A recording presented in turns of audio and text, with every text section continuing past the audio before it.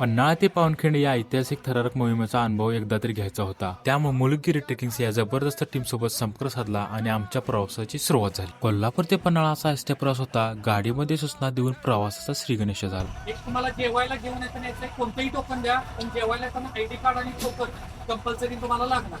गाडी पाऊण तासात गडा पोहोचली. इथं नरवीर शिवाकाशीद आणि बाजीप्रभू देशपांडे यांच्या मूर्तीला नमस्कार केला. त्यानंतर टीमने आपल्या नाश्त्याची सोय केली होती. नाश्ता करून बॅकपॅक घेऊन परत एकदा सूचना ऐकून नारळ फोडून आमची मोहीम एकदाशी चालू झाली. ह्या पोरांनी तर एक वेगळी सिनर्जी तयार केली. शिवरायांचे नाव घेता अफजल या पळाला. त्या डोंगरातनं आपण ह्या डोंगरात पोहोचलेलो. मसाईदेवीचे लांबून दर्शन घेऊन निसर्गाचे सौंदर्य बघत आम्ही पोहोचलो खोतवाडीत.